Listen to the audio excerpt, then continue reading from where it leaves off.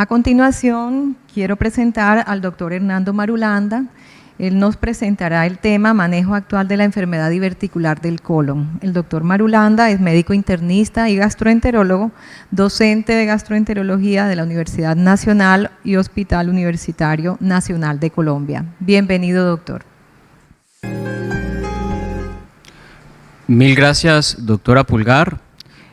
Para mí es un honor participar en este evento tan importante y con un tema de gran actualidad como lo es la enfermedad diverticular del colon, tratamiento en 2021. Los divertículos es uno de los motivos más frecuentes de consulta, es el hallazgo más importante en la colonoscopia, estando reportado hasta en el 40% de los exámenes y genera 2.6 billones de gastos derivados de la hospitalización. Son protrusiones saxiformes que miden alrededor de 5 a 10 milímetros, en donde la muscular es más delgada, sitio de inserción de la base recta y son comunicados hacia la luz colónica. En Occidente, la prevalencia oscila entre el 5 al 45%, estando el 95% localizados en el colon izquierdo, 65% en el colon sigmoide. Dos segmentos son afectados hasta en el 24% de los casos y en el 7% es de compromiso extenso o general. A diferencia, en Oriente la prevalencia va de 13 a 25% y es predominantemente del colon derecho. A más edad es mayor la posibilidad de encontrar divertículos. Por ejemplo, para pacientes de 60 años existe el 60% de probabilidad de que tengan divertículos, 70% en los pacientes de 70 años o más. La patogénesis es multifactorial y hay muchos mecanismos implicados en el desarrollo de los divertículos. La edad, las alteraciones del colágeno, elastosis, predisposición genética, ambientales, alteración de la actividad neuromuscular, la microbiota intestinal y la motilidad colónica. Existen unos factores de riesgo identificados como lo son la obesidad, 1.56 veces, el sedentarismo, 2.56 veces, el consumo de carnes rojas, 3.32 y el tabaquismo, 1.6 veces. Algo que se consideraba como un factor de riesgo ha sido estudiado a profundidad y se ha establecido que el estreñimiento no está asociado con el desarrollo de divertículos. Fíjense en este estudio en Japón cómo el tener estreñimiento no encontraron un riesgo mayor de presentar divertículos y tampoco aquellos que tenían diarrea tenían menos divertículos. El espectro de las alteraciones son varios. Entonces, si hay divertículos y es asintomático, se trata de una diverticulosis. Por el contrario, si se desarrollan síntomas, el espectro sería la enfermedad diverticular sintomática no complicada, diverticulitis, que puede ser complicada y no complicada. Es a todo esto, y este será el primer punto importante o clave de esta presentación, y es que a todas estas alteraciones son las que realmente se denominan enfermedad diverticular. Estos son los divertículos, las saculaciones en el colon. Diverticulitis es cuando aparecen cambios inflamatorios perilesionales al divertículo. Y la enfermedad diverticular complicada, que es este caso en el cual se observa la salida de material purulento, abundante, derivado de un absceso pericolónico. También puede presentar sangrado diverticular, que es una de las alteraciones frecuentes relacionadas. Los hallazgos asociados pueden ser colitis segmentaria, miocosis o estenosis. Este es un caso de colitis segmentaria en el cual entre la mucosa interpuesta entre los divertículos hay áreas de edema, eritema y erosiones. Este es un caso de miocosis con pérdida de la elasticidad, aumento de la rigidez y progresión a estenosis. La historia natural de la diverticulosis, el 80% van asintomáticas, 20% son sintomáticos. De este 20%, el 15% progresa a diverticulitis y el 85% a enfermedad diverticular sintomática no complicada.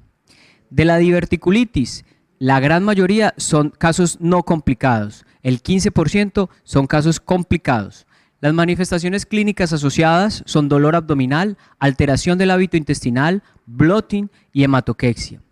El espectro clínico comparte algunos síntomas con el síndrome de intestino irritable. Sin embargo, hay puntos claves con los cuales se pueden diferenciar. como es el género, la edad, que es de mayor presentación en la enfermedad diverticular sintomática no complicada, la presencia o el antecedente de divertículos en un estudio endoscópico o de imágenes, los episodios menos frecuentes de dolor, pero un dolor más intenso y prolongado. Otras manifestaciones serán relacionadas con las complicaciones, la presencia de fístulas, abscesos, perforaciones, estenosis y hemorragia. Los factores de riesgo para presentar un sangrado diverticular se exponen en esta tabla, siendo el consumo de alcohol un riesgo de 3.4 veces, el fumar 2 veces, consumo de AINES 4.6 veces, si es aspirina 1.9 y para clopidogrel 2.5. El diagnóstico se puede realizar por diferentes métodos. Está el colon por enema, cada vez más en desuso, la colonoscopia total o la rectosigmoidoscopia, la colonografía por tomografía y estudios más especializados como la resonancia magnética y el TAC contrastado, que tienen una sensibilidad y especificidad muy alta. Para el caso de la enfermedad complicada, la tomografía además ofrece establecer la clasificación según la clasificación de Hinchey en estadio 1 al 4, pasando desde la inflamación o el flemón pericólico hasta grados de peritonitis purulenta o peritonitis fecal. La colonoscopia, que es frecuentemente solicitada en el contexto de enfermedad diverticular, tiene unos roles claves. En el caso de sangrado diverticular, se debe realizar en las pasadas o transcurridas 24 horas, garantizando una adecuada preparación. No es urgente o antes de este tiempo no es necesario realizarla porque no tiene un mayor rendimiento diagnóstico ni modifica variables gruesas como la morbilidad o la mortalidad. La colitis segmentaria, en este caso, sería como diagnóstico diferencial en el caso de que existan dudas de otras etiologías. Y para la diverticulitis, si los síntomas persisten luego de 7 días o luego de un episodio agudo, se debe realizar 4 a 6 semanas. Esto debido a que en los pacientes con diverticulitis aguda se debe descartar la posibilidad de presentar malignidad. La diverticulitis aguda sin estudio previo se debe realizar colonoscopia. Un estudio inicial encontró que después de un episodio de diverticulitis, cuando se realiza una colonoscopia, se encontró un OR de 1.54 veces para el hallazgo de pólipos. Sin embargo, un estudio reciente, cuando se clasifican por adenomas o cáncer colorectal, no encontró diferencias en realizar una colonoscopia luego de este episodio.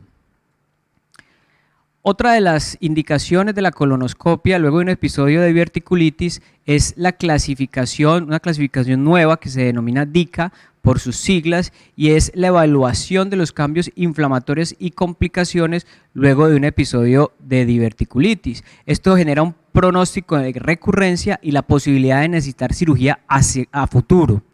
Es muy fácil de realizar. Según la localización, si es en el colon derecho o en el colon izquierdo, están ubicados unos puntajes. Si hay más de 15 o menos de 15 divertículos por segmentos, según los hallazgos inflamatorios se dividen en edema, erosiones o colitis, si hay estenosis o sangrado. Un DICA de 3, o sea, mayor a 7 puntos, establece un alto riesgo de recurrencia en los siguientes 90 días. Sin embargo, esto todavía debe ser validado en nuestra población. El tratamiento va escalonado. La gran mayoría solamente requieren tratamiento médico, otros tratamiento endoscópico, radiología intervencionista y cada vez menos, pero siempre está allí como un rol en la cirugía. Esta pirámide avanza en la medida que aparecen las complicaciones. Es fundamental el eje que se debe realizar cuando se enfrenta a la enfermedad diverticular. Entonces, si se trata de casos de diverticulitis o enfermedad diverticular sintomática complicada. La prevención pareciera fundamental, pero es muy difícil debido a su origen multifactorial, pero hay unos factores identificados que pueden ser modificados. Se deben tratar las complicaciones, evitar la recurrencia y tratar los síntomas. En prevención, la dieta, la fibra, que tiene algunas limitaciones, pero es recomendado un consumo alto de fibra luego de un episodio de diverticulitis, disminuir el consumo de carnes rojas, cambios en el estilo de vida con una disminución del peso y actividad física, así como también suspender o cesar el hábito de fumar. Medicaciones, disminuir el uso en lo posible cuando se trata de prevención primaria, el uso de aspirina y el uso para el tratamiento de síntomas de dolor con AINES o otros medicamentos como esteroides o opioides, analgésicos opioides. El tratamiento médico se basa en 4 pilares: la fibra, el 5-ASA, antibióticos y probióticos. Dependiendo del mecanismo implicado en la patogénesis, existe plausibilidad biológica de su funcionalidad. Entonces, para la alteración de la motilidad, la fibra, los prokinéticos, en el sobrecrecimiento bacteriano, el uso de antibióticos y probióticos, para las alteraciones o modular la respuesta inflamatoria generada a nivel local en el divertículo, el uso de 5-ASAs como la mesalazina, para la hipersensibilidad visceral, antiespasmódicas y para los síntomas gastrointestinales, la rifaximina.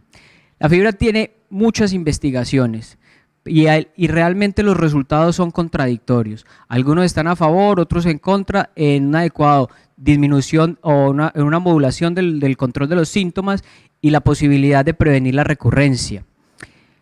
Y creo yo que el gran problema es esta es una revisión sistemática en el cual se evaluó el rol de la fibra en la enfermedad diverticular y fíjense cómo cada uno de los estudios tienen pautas de tipos de fibra y dosis, arrancando de la dosis recomendada habitual, que es alrededor de 30 gramos, pero con otros estudios que dan unos resultados diferentes con dosis de 96 gramos de fibra al día.